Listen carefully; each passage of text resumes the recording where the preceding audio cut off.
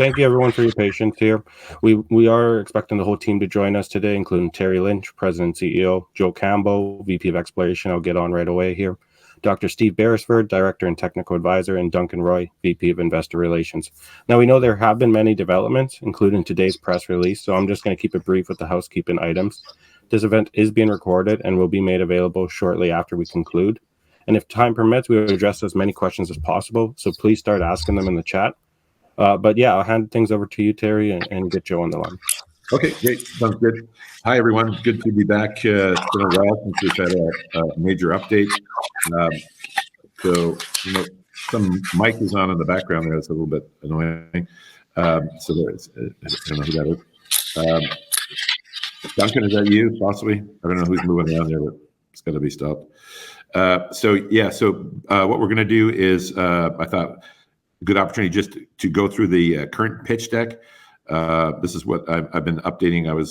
I did a non-deal roadshow the last 2 days in New York, and updated our Aussie investors last week using the same deck. So I think it'd be good for everyone to sort of see how we're presenting and what we're telling the market and why we're so excited about what we've got. So we'll do that, and then of course at the end we'll flip over to a more detailed update on the exploration. That's well underway. Something like 6,000 meters already drilled this summer. So we're cranking it out, and I'll let Joe and Steve dive deep on how we're doing now, what the plans are, and where we're going with this thing. So without further ado, let's get into the show. As always, we're not going to tell you anything we don't believe is true, but it's always standard disclaimer: do your own due diligence. So we usually start with just positioning, a little summary of where we're at, and so obviously we've been blessed by having really attractive Rolodex of investors that have a high profile in the mining community. Obviously, Mr. Friedland, Mr. McEwen, and Mrs. Reinhardt are about as high as it gets. So getting them on board has been great. And why did they come? Well, fundamentally, they came because of the discovery, which is we've got a very high-grade copper, PGE, nickel, gold, and silver project called NISC. Most of the excitement's been on the Lion area, but we'll talk about that in full detail. We're fully funded. Obviously, we raised that $50 million in late February, so we're well primed to drill about 100,000 meters, sort of from, I guess, April to December of 2026. It's obviously in a great location in Quebec, Canada. Little snapshot of the current deck. So our evaluation is sort of in around 240 or so Canadian, and the key takeaway here is that about half the company is owned by the key sort of big eight, big seven, and that generally speaking, everyone there has been writing checks for over the last couple of years. So it's always good, I think, to see the big shareholders continuing to buy. That's really a vote of confidence on the company moving forward. And I think that's very well maintained. Where we're at locationally, I think everyone knows we're in Quebec, and it's been it's an amazing spot to be for us. Arguably the best critical mineral location in the world. What makes it so is really sort of three key points. First is infrastructure. Generally in mining, your mines are in some, off-beaten spot, and you have to build roads and power to it, and that's got to come into the profits of the project. So that's not the case here. There's Route North is literally on our doorstep. We drive right to the site, right to the rigs. The Hydro-Quebec substation is across the street. There's hydro lines on the property. We're about 8 kilometers outside the town of Nemaska, which has got a regional airport, accommodations and food for our work crews. And it's also the home of the James Bay Cree. So they're our First Nations partner on the project. Quebec's done a really great job of working with the First Nations and making them partners, so they get a slice of the royalty stream on this. And they've done a good job of showing them how mining projects can really help the community grow and be sustainable. And so they're big supporters. Community risk is sort of, I think, the second biggest risk, other than the actual deposit risk.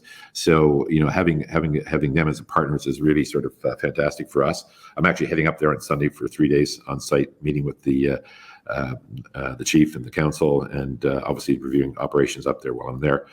The other big thing, of course, in Quebec is the fiscal terms are the best in the world, really. So we've got basically, you've seen it time and again where we get, for every dollar we get in hard investment dollars, we get, generally around, on averaging, probably around $2 of exploration. And so that's just sensational. It just means we can de-risk the project with less dilution than almost anywhere else in the world. So that's fantastic. It also works on the development stage. So if, as and when we build this thing, let's say it costs $400 million US to build the first wave, literally, 30% of that will come as tax credit from the feds and 25% from the province. And you can turn those tax credits to cash. So nowhere else in the world you're getting that type of benefit. So it's really a great place to discover a great project, and it's a great place to build a great project. So let's talk about the discovery process. So obviously we made the first discovery was really the nickel zone, the NISC main, when we acquired that from Critical Elements, who maintains a 20% interest in that section of the property. And we bought 80% earned in, and it's fully earned in. And we've basically expanded that quite a bit. We had 3.1 million tons of historic resource, 1.5% nickel equivalent at the time. And MRE was posted for about 7.1, I believe. Probably, arm waving, it's probably, closer to 8.5 or so now as our guess. We didn't stop finding nickel. We just found something better. So what happened, of course, the legend has it that there was 200 meters left in the drill budget. Standard hole at NISC was 400 meters, and we didn't want to add any more cash that way at that time. So we looked for a 200-meter drill target, and we went to up north, and we found the line zone. So we drilled it thinking we're going to find nickel, and voila, instead we hit the mother lode of copper sulfides. So there's 5 of our best holes. You can see, 21 meters almost of thickness. Look at those grades. So it's that was 8% copper equivalent. That's using 950 PGEs, which obviously the PGEs have taken off lately. And look at the PGE numbers: 6.7 of palladium and 4.7 of platinum. So almost more than a third of an ounce of PGEs in this thing in certain areas. So we're probably averaging over north of 6 in the overall thing. So my internal calculation, my bean is that we're probably close to 1.5 million, 2 million ounces of that. Forget everything else. You just think about like 4% copper and that. I mean, it's crazy. Plus you got gold and silver. So it's really been a jewelry box, and I don't think people appreciate that, and probably haven't focused on it enough. And we certainly will be emphasizing that particular aspect of our mineralized area as we go forward. When we went out and basically raised the money, we obviously, it's still a very tough mining market. Even though the commodities have run, the capital markets have still been tight. So we were able to raise the money against a lot of other worthy projects, generally because we're so cheap. So why are we cheap? Well, we'll get to that in a second. But if you look at it on a comparable basis, these are some of our comparables that we look at and say, hey, here's sort of where we're at. Here's where our comparisons are at. Clearly, there's a re-rating coming for Power Metallic. When will that happen? I'm not sure, but we think sort of sometime soon. Certainly this fall, we think. And a really good comparable is look at what happened to Adriatic. Adriatic, I think, has just been acquired, or the agreements to acquire them for about $1.5 billion. So we're trading at sort of 1/8 of that at the moment. It's very similar. Obviously, it's a different type of deposit, but it's polymetallic, and it's about $500 a ton. In terms of value, that's about the same as what we would think ours would be on the line zone. So, we think we're going to get there very quickly on the tonnage side, in addition to having the nickel stuff that's there as growth. So it's like at some point in time, there's going to be a re-rating here. So I think that people saw that and sort of said, well, they're really trading at a deep discount for what they've already sort of found. And that's sort of the point. Plus, the big sort of, I think the clincher was, hey, they're very likely to find a lot more. And so why do we believe that? Well, we believe it for this reason. So it's an orthomagmatic deposit, right? Nickel, copper, PGE. And there's not a lot of these. They're very sort of rare, maybe 20 or so in the history of the world. And generally speaking, every single one of them has become either a major or a super major. So that means either 1 million tons of contained metal or 10 million tons of contained metal, or somewhere in between. So right now, analysts will tell you we're sort of somewhere between 350 and 500,000, or somewhere arm waving out there. You know, so that means that the project got to at least double or triple to get to be a major. And, what are the odds of that happening? Well, 20 have done it before. So if we don't do it, it'll be 20 to 1, right? So highly likely we're going to grow, and it's the question of how much are we going to grow? And one of the numbers that you should keep in your mind, this is the point that we make with our investors, and I think that's one of the reasons why we got funded, is that on average, when you find a ton of copper sulfide on these projects, you find an average around 5 tons of nickel sulfide. So while right now it's probably 1.5 or 2 to 1 copper to nickel, the copper side is growing because that's what we're looking for. That's the high grade rock at the moment. But at some point, we're going to also add a bunch of nickel. Okay, and the nickel sulfide that we find is likely to be a lot higher grade than the current grade at Nisk Main. So you can look at that grade sort of range here. Oktyabrsky, of course, is a legendary sort of core of Norilsk, which is the granddaddy of all these types of deposits, and this particular section here has over $1 trillion worth of metal in the ground in a square kilometer. It's an absolutely mind-blowing number. Grade-wise, we're actually, comparative grade-wise to that. Of course, we don't have the thickness that they have.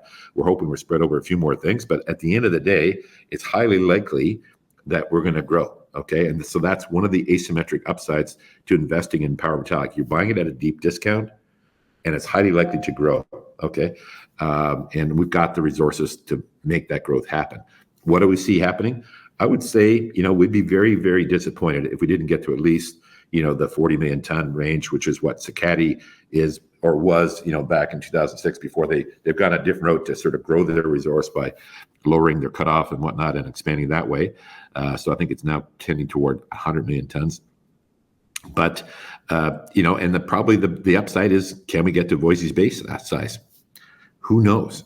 Only the drill bit will ultimately determine, but isn't that terrific as an investor if you're buying something at a deep discount that's almost for sure going to double or triple, from the resource growth perspective, and then still has significant upside beyond that. So ultimately, that's what led us to be able to raise the money. That, and I think the fact that people recognize, that there's definitely going to be a swing to commodities. The discrepancy between equities and commodities has never been greater than right now. Yet you're now starting to see, presidents and, putting 50% surcharges on copper. Why? Because they're very concerned. They're wanting to, encourage mineral growth in their areas. So all these things are basically going to drive focus on commodities and supply chains. And you're seeing U.S. governments investing directly into rare earth projects. And I believe there's going to be a lot of this, like they've done it with lithium. They're going to do it with a number of other projects, I believe, because there's a desperate hunt for critical minerals. We're right in that hunt. And so this chart's going to change and float a lot of boats. And if you're have a great deposit like we do, it's going to help you a lot. So that's at the end of the day why we're able to raise the money. And remember, we raised the money at basically $1.45 a share is what the investors paid. So right now, obviously it's trading at a discount. Why does that happen? Well, there's a number of reasons. We got this done, and then the whole tariff shenanigans started to happen that sort of destabilized the overall market, led to a lot of people sort of holding on to cash and just being risk off. So there was that. And then, obviously generally speaking, it seems after financing, at least for us, we tend to sort of fall back a little bit, and then we surge forward. Like last year at this time, we had just done our 66 cent financing. Stock had gotten, I think, 75, 80 cents. We did the finance at 66. As a net number, I think we ended up getting about 25 or so. But at the end, the stock came down to 50, and then of course it roared back to $1.95 based on good news. Like in these companies, you can't be promoting 24/7, 365. There's a natural sort of news cycle. So we're about to head back into this news cycle now where, hey, we've had the money for a while. We're spending it wisely. We'll soon see how we're doing that. And we're starting to generate, drilling results, and soon that'll generate assays. And these will be the things that really sort of drive us as we go forward. So the team, really hasn't changed much in the last while. It's the same group that are highly motivated to make this thing work. Probably, the most significant players, from our side of things is is a science, because obviously from our perspective, my job and the job of the board is to make sure that we deliver the capital to the scientific team so they can execute on a strategy we've approved. Okay, so we've done that, and Joe and Steve, who are on the call, they're going to get into the strategy they're executing on our behalf right now, and we couldn't be happier to have these guys, and we're super lucky to have them. Just to refresh you on their CVs. Joe runs a company called GeoVector. They're one of the top 2 or 3 geological consulting firms in the country. And it was really awesome for us to be able to work with these guys, because it gives us tremendous depth, and talent that we could never have otherwise attracted to a nanocap explorer at the time when we started this project. Yet we've been able to scale from, 1 rig to 2 rigs to 4 rigs and soon to be 6 rigs. And with qualified personnel always available to sort of do this in a professional way, just like any big company would do it. Joe was trained at Western Mining, and obviously went on to a very successful private career, and now he's running the consulting company, but he's also our VP of exploration. We're thrilled to have him. And then Steve, of course, also trained at Western Mining, although the guys didn't know each other, but they knew of each other, I think. But they approached, deposits and exploration in a very similar style. And I remember Steve telling me, when he first came to the site, he says this was the first time he'd been to see a junior that actually did things the right way, so, and actually had the data stored the way he wanted them to have it. He says usually his first couple of months is just rearranging how the data is stored. So, Joe and Adam and Eric and the team, at GeoVector has done a great job of, obviously managing the drilling program and storing the data and putting the pieces of the puzzle together, and that allows Steve to add his special sauce. So we've been super lucky with respect to that. So what are we doing? I'll just give you a light touch on the exploration, because we're going to get more in depth with Joe and Steve. So generally what we did is we started to pull together a lot of, bigger picture stuff. So gravity surveys, EM surveys now across the whole, this was our current panel, the outline here that you see in the blue perimeter. Underneath here is the Hydro-Quebec land. And then, of course, we, as you no doubt noticed, we've announced, and even in the update, we expect, I believe it's going to close tomorrow. I think I've signed all the paperwork. As far as I know, it will close tomorrow, and we'll acquire the lift package. So generally speaking, right now, what the summer program is focusing on is a couple of rigs around Lion, on extending Lion, 1 rig around Tiger. Tiger's had some very interesting sort of shallow, not shallow, but thinner intersections, but very high grade. We haven't found the resource there yet, but the borehole EM, which has been our key tool, still identifies a lot of targets there for us. So we got to sort of flush that out. And then we're also working this ground between Nisk East and Lion.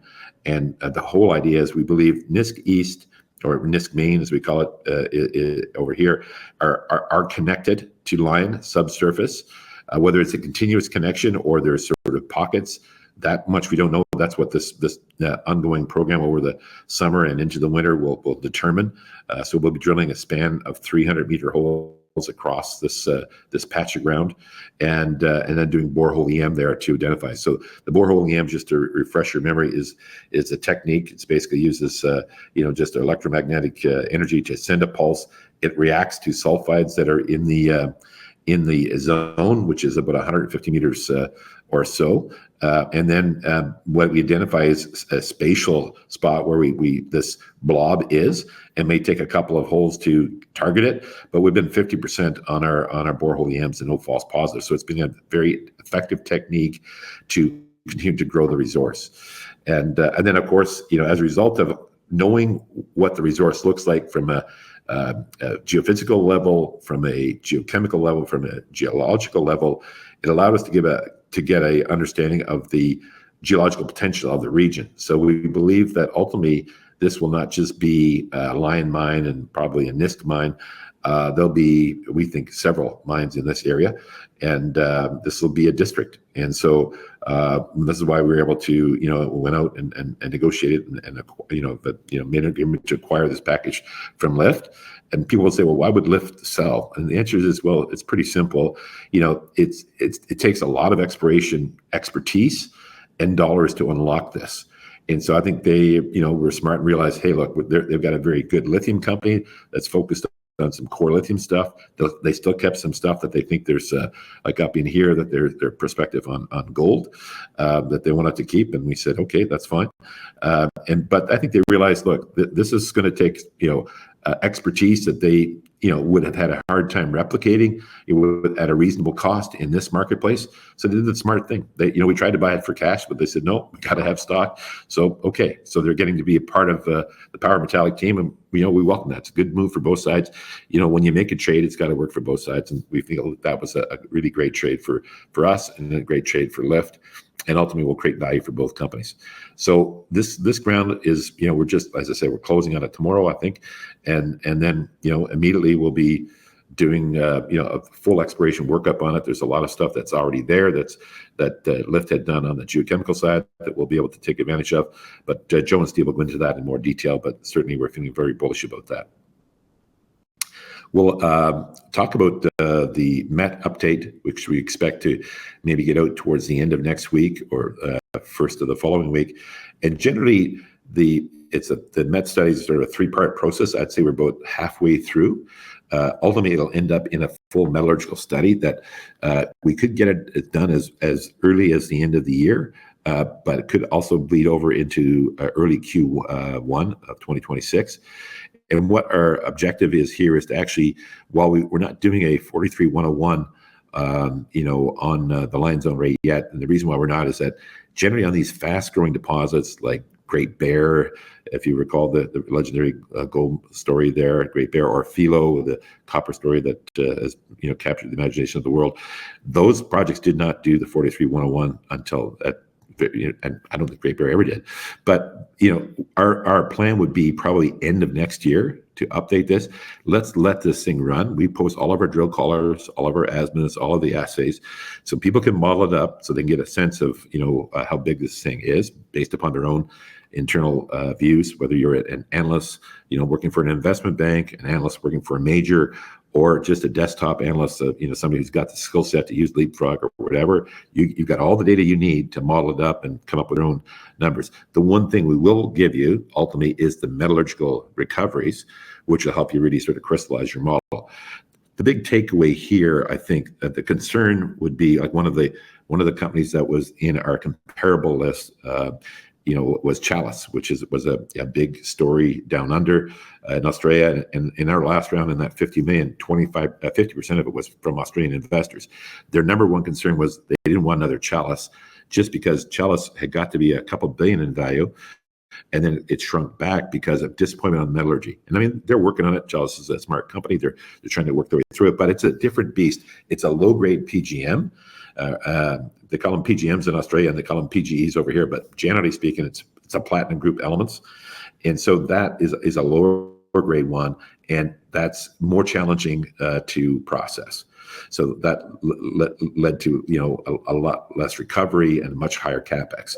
Ours is a completely different beast. Ours is very high grade, and the work we've done to date, we'll obviously have an update on it next week. We suspect almost all of the goodies, all the minerals are going to report to the copper concentrate. That means it's going to lead to very high recoveries. Right now, we're running at an 80% recovery. And I remember when we first got Robert Freeland to invest, and I asked him what he thought about metallurgical and whatnot. And he has a company called, in his Ivanhoe mines, he has Platreef in the South Africa, which is a polymetallic. And he said, look, I'm getting high 80s, low 90s there. He says, I have no reason to believe you won't be able to get the same. So I think that's what we're expecting. But again, we'll have an update on that probably in a week or 10 days. So let's talk just quickly about the milestones, and then we're going to turn it over to the boys to get more in depth on the exploration. So we're ramping up exploration. Obviously, we started with 1 rig, then we went to 2.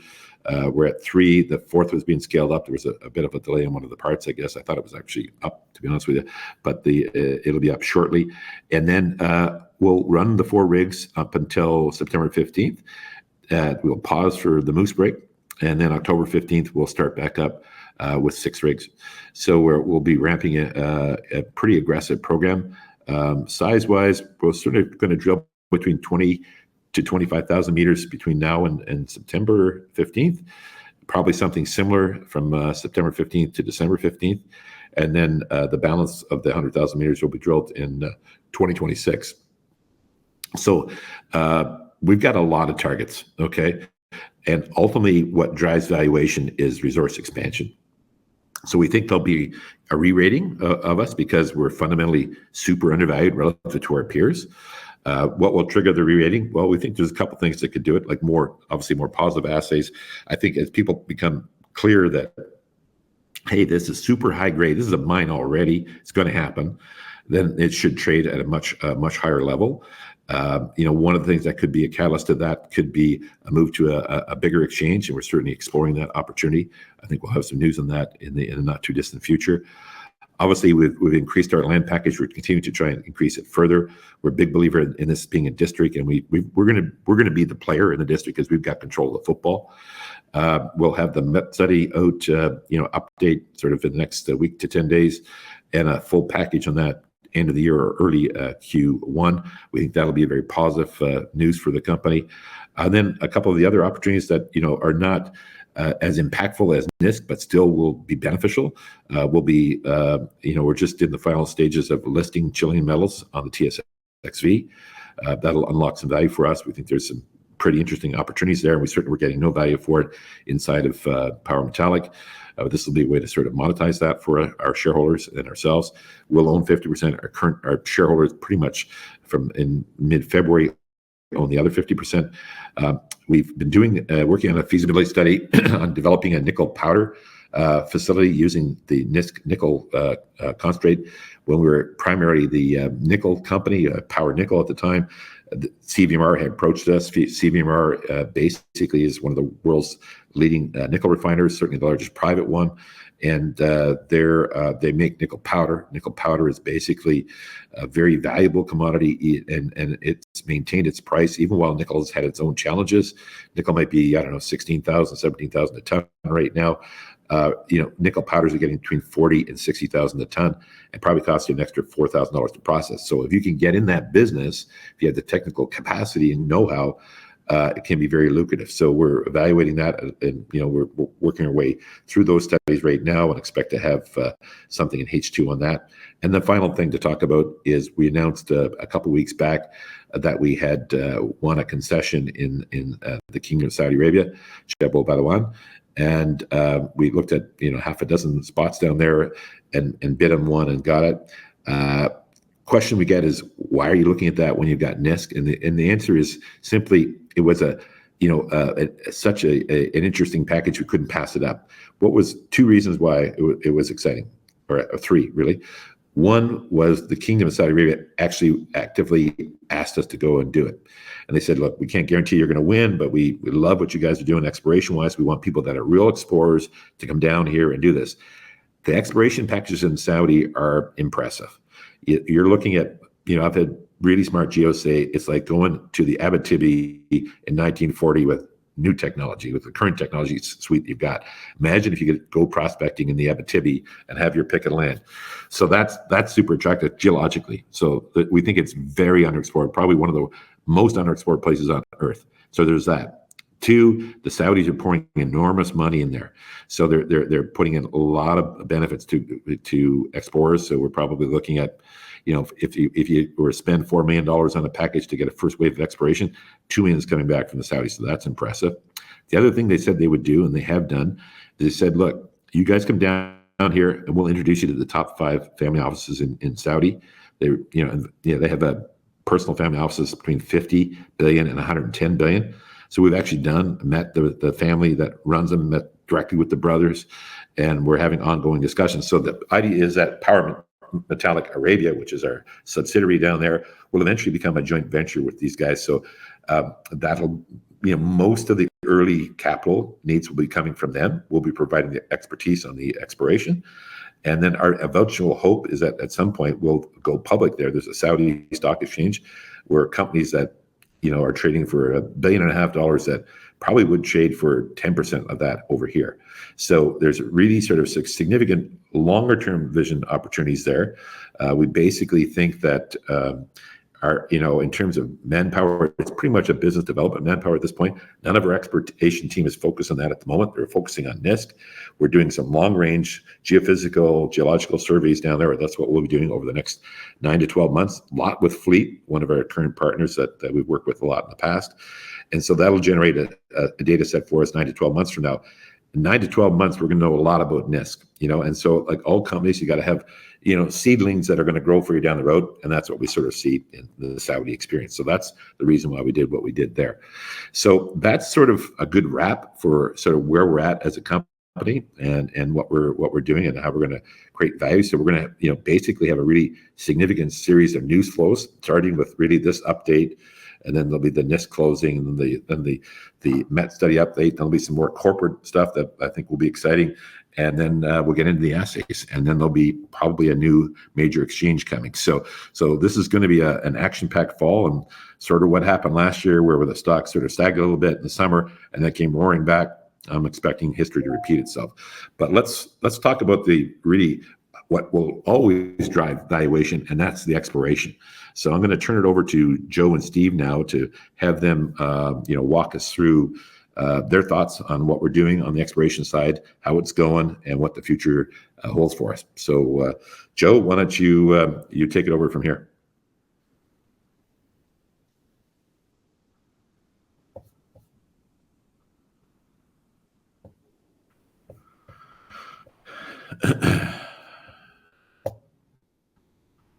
Joe, you're just on mute. Sorry about that. Yeah. Terry, can you go back to that slide that shows the 4 boxes that we're working on right now? Okay, sure. Yep. Let me do that. It's something good to talk to. Okay.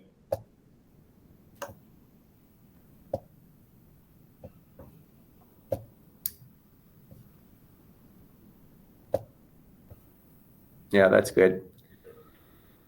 So, as it stands right now, Yeah, I just had escaped there. That's now it's full. Yep. Our main activity is obviously on the deposits that we already know are in place. And as Terry said, we got 2 drills running on Lion. We're moving a drill into the Tiger area. Actually, the drill got dropped off yesterday, and it's lining up today. And we have another drill that's down in the NISC East area. So that's the 4 drills right now. We want to move into that on-tested potential area, but right now we just have some bigger fish to fry by going down the plunge on Lion.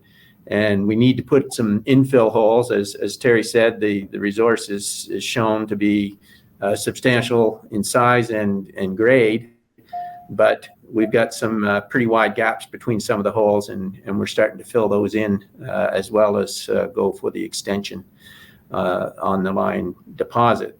So the ultimate goal is we believe there's a much larger nickel copper deposit associated with this system. And so we've gone back into the NISC area to drill on zones that we have already seen indications of changes in mineralization, and we're following up on those in the NISC East area in particular. And then we're drilling on some borehole EM plates that we identified in late 2024 and early 2025 around NISC to try to see if that's going to vector us towards this larger deposit. As all of this is going on, and remember that because this is summertime, we have a mix right now of helicopter-borne drills and skid-mounted drills. The program started up relatively slowly at the beginning because we were trying to go through some discussions with the Environment Department in Quebec about what we could do on the skid side in the summertime. And we've resolved those issues, and we now have 2 skid drills operating along with the 2 helicopter drills. So in our camp, we have a large technical group. We have helicopter pilots and engineers. We have enough drillers there to run 4 drills. And then on top of that, we're gearing up for expansive LiDAR surveys and airborne EM. With the airborne EM going to be used to help us vector into areas that we know are already prospective from the geology side. So we're focusing in on the ultramafic sills that are associated with the mineralization. So from a geology point of view, we have field crews out doing detailed mapping throughout the property package to make sure that the geophysical anomalies that we see are backed up by the right type of rocks. And then the airborne EM survey hopefully will start to light up some conductors. This airborne survey will have incredibly accurate GPS location. So there's a very good potential that we're going to be able to actually develop drill targets straight off the airborne without going back in and doing ground geophysics. And so that's kind of the goal right now, is identify the good geology, get some airborne EM over it, and then build targets. And once we build up the drill targets, the next step, just so people understand that there's a timeline involved with this, we have to go in and start to permit those locations for drilling. In anticipation of that, we've already initiated some broad permitting exercises that are pretty much through the sort of bureaucratic hoops right now. So we'll have lots of areas that we'll be able to go into immediately once we identify the targets more accurately of where we'd like to put a drill. But basically, as we've said in a previous release about the lift ground, what we're trying to cover off is the edges of this basin. We see that as the most prospective and easiest for discovery for these, what we anticipate are going to be multiple deposits that are going to show up on this package of ground. And then you might want to expand on that, Steve, just to give people an idea of what our overall strategy is for these deposit types. Yeah, so thanks, Joe. So one of the key things to understand is that is the difference between an ore shoot and a deposit. So a deposit is made up of many individual lenses or shoots. A good analogy would be an Abitibi VMS sort of system, which is made up of many individual lenses. We've been following Lion down plunge. We obviously have the NISC system, and we have Tiger, even though Tiger so far has been a little skinny, a little thin. There's no reason to write that off. In fact, there's a great deal of good reasons, because it's dominantly nickel sulfide. We know that it's going to be part of the larger system. Because this deposit is very strongly remobilized, much like the Thompson Belt in Manitoba, very, very similar structural styles. We expect to find many, many shoots. So the number one job at the moment is to follow Lion. That's the logical thing to do, but you can hear from Joe that we're prepared to follow other shoots, as well as expand towards perhaps the use of a more like camp or district term, in other words, multiple deposits. We believe both are likely, and the very structural, the nature of the structure means we just got to keep following these things down their structural control, which is the fold plunge that controls both Tiger and Lion itself. So we'll keep doing that, and then we'll find new examples. The big thing that we've done in the last few months is change towards this EM dominant strategy. It's been remarkably successful. I don't think I've ever seen anything as successful as this in the world. Usually you have large false positives.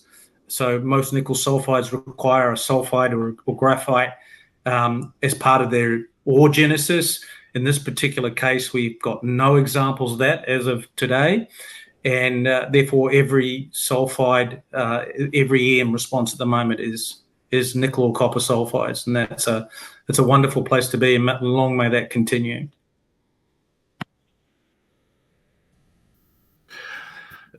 So, yeah, no, I think the other interesting thing, that when we talked about, Sudbury is obviously not a direct geological analogy, but a couple of things there. Both the size of Sudbury, which has 33 mines, and the the footwall deposit similarities, where you have the high copper and the PGEs, and and the great metallurgical recoveries there. Maybe just talk a little bit about that, Steve. Yeah, so I've been very aggressive with the use of the term polymetallic and discriminating it from nickel sulfides. Obviously, in this case, polymetallic just means multiple metals, but really the economics of nickel at the moment are very squarely controlled by nickel pig iron and or the RKF laterite systems of Indonesia. And that makes people feel a little pessimistic about nickel. But actually, there's a very clear message, which is the upper quartile, in fact, the upper 10% are all polymetallic systems. And they're all high in nickel, copper, and PGs. And the way you get all three metals, it's not something that's a given. Not every deposit can be turned into a polymetallic system. Not every nickel system can be turned into that. And in particular, the very high copper and PG and gold and silver. That's a characteristic feature of what we call technically sulfide fractionation.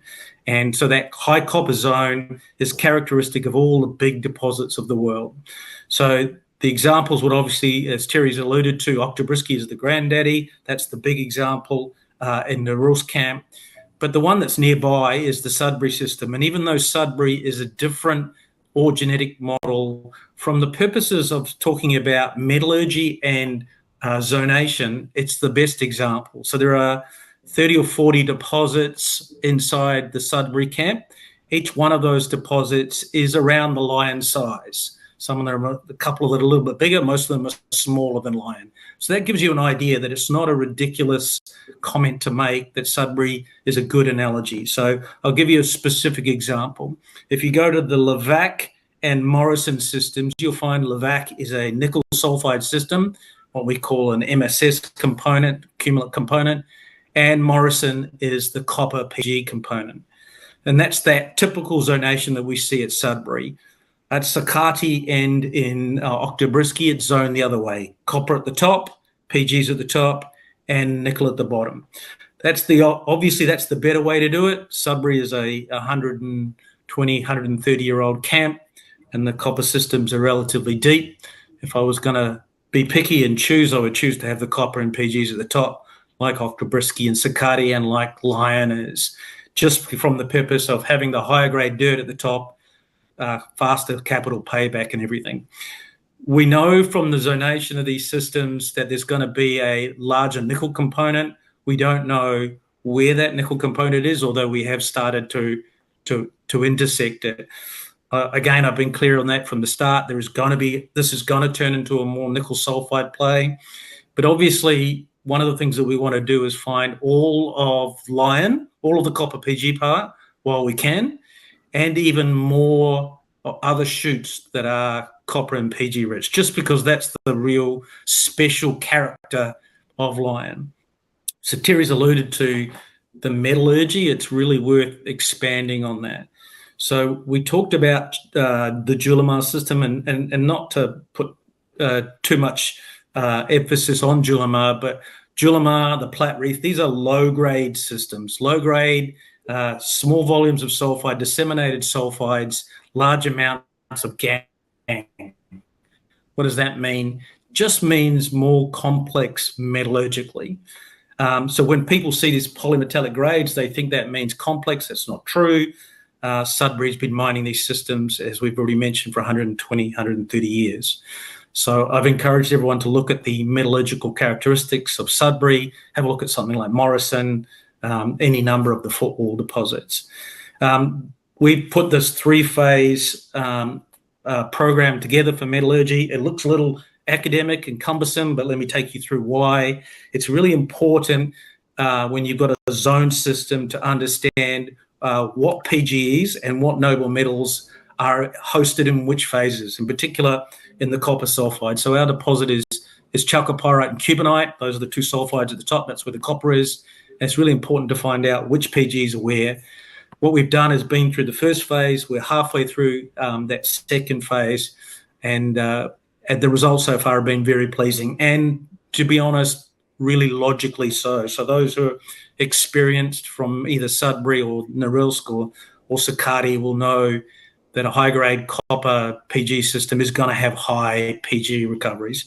Our job is to take those words, which are conceptual, and turn them into reality.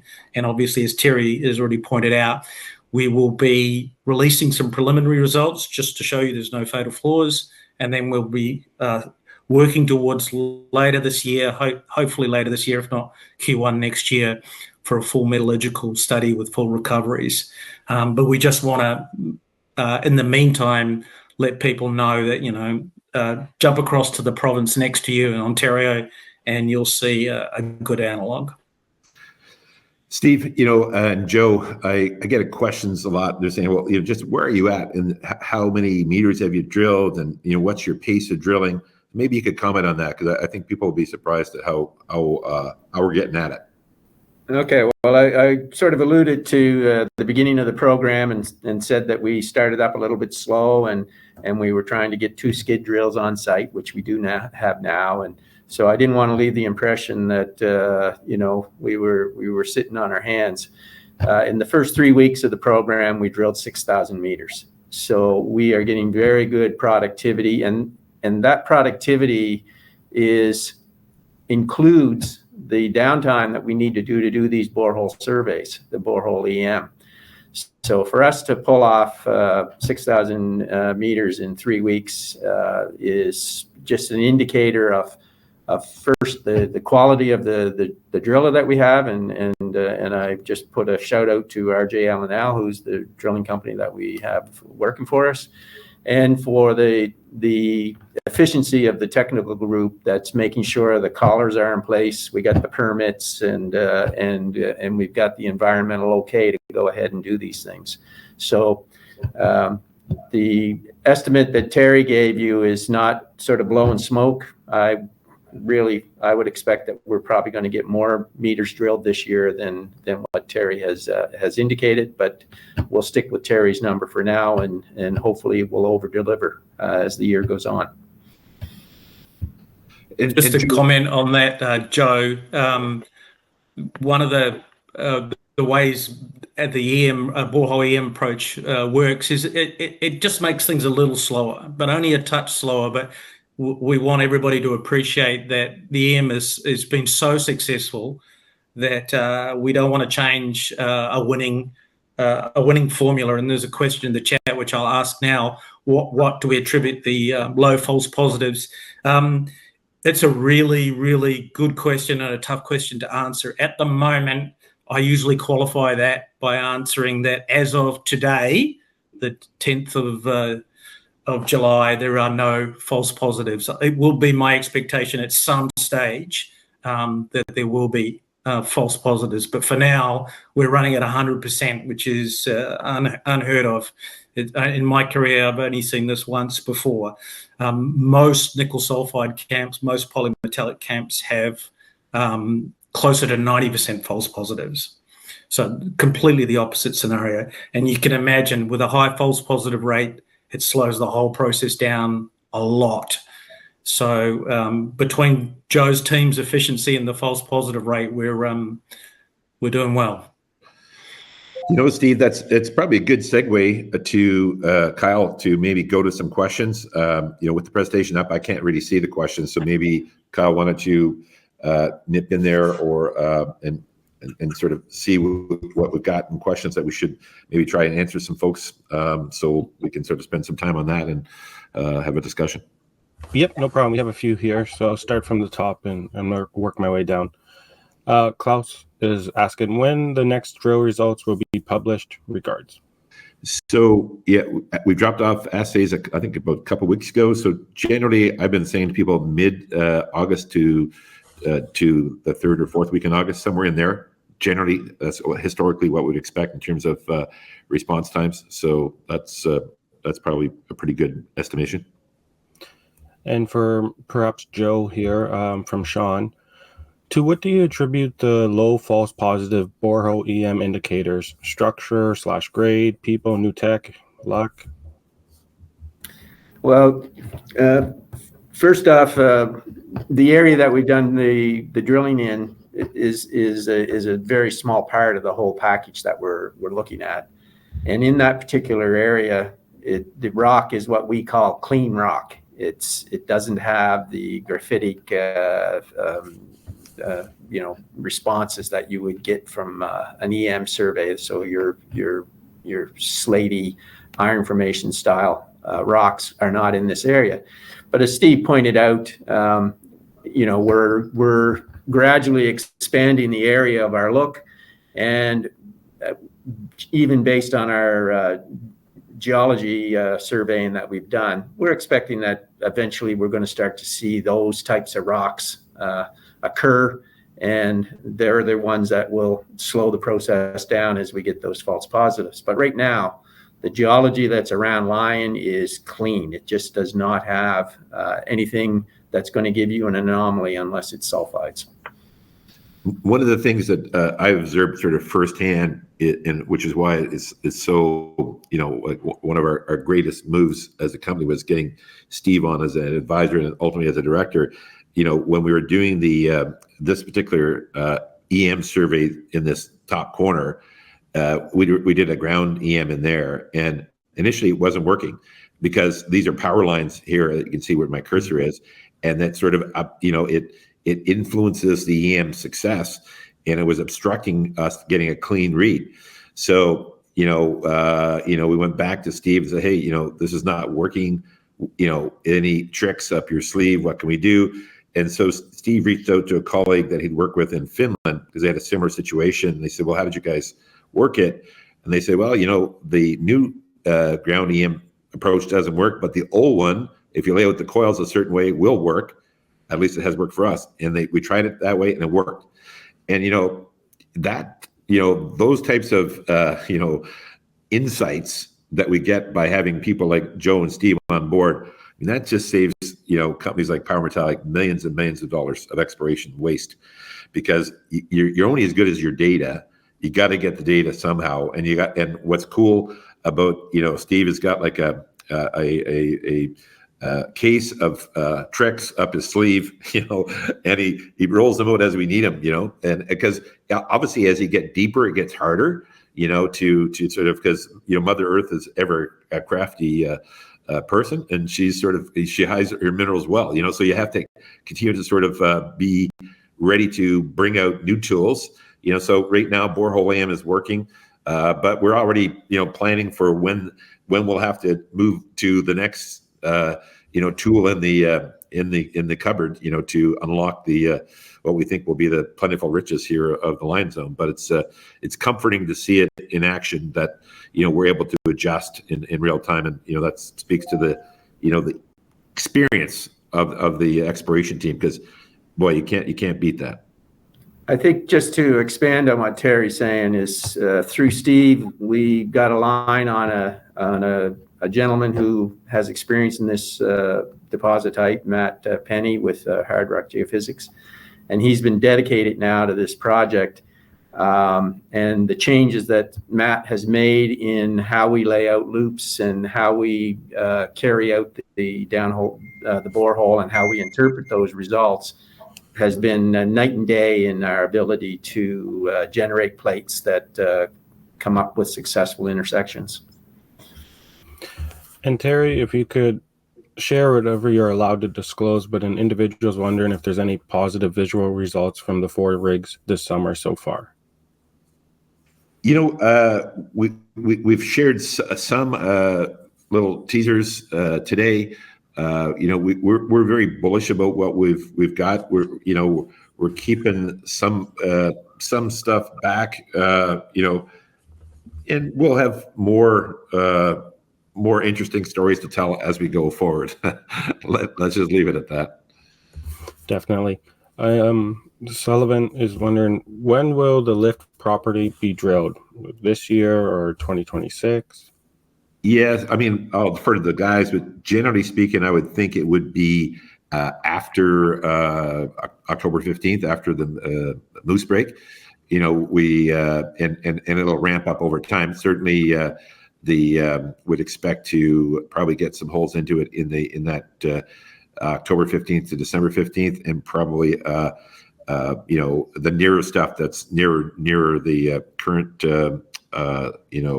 discoveries, and then we're waiting on the obviously the airborne EM surveys and the ground surveys that we'll do or whatever to really sort of upgrade them to direct drill targets. So again, I'll turn that over to Joe more directly, but that's my understanding. No, I think that's a fair timeline, Terry. Again, the baseline work that we need to do is the mapping and prospecting. We're actually collecting a lot of surface samples. Those will give us a really good indication of where we should be putting our effort. But once the EM comes through, and the other survey that we are carrying out is LIDAR. This is an area, obviously we were in northern Quebec, there's a lot of water bodies and swamps and everything else. And so the LIDAR is critical for highlighting where outcrop is. And along with the LIDAR will come 10 centimeter pixel airborne photos. So we'll actually be able to, in some areas, we'll be able to actually identify what rock types we see in those photos and get the crews in to do detailed mapping on them. So all of those things just take some time. So it'll be certainly after moose break before we're ready to plunk a drill down. Another individual has a question here. On the back of listing on a larger stock exchange, what is a realistic share price that investors should look for from your experience? And in brackets, they say range-wise. You know, I mean, that's always the toughest question for any public company to answer, you know, and we really technically can't even answer that. I mean, we always, you know, I think, you know, we showed you our comparables. We showed you what, you know, for example, Adriatic sold for $1.5 billion, you know, for 14 million tons of $500 rock. Do I think we're going to get to 14 million tons of $500 rock? Hell yes. I think we're going to get more than that. So, and do I think a deposit like that would sell for more than the Serbian deposit? You know, yeah, because we're in Quebec and it's just going to be a whole lot easier. It's closer to surface, just for a variety of reasons, Fortress America, etc.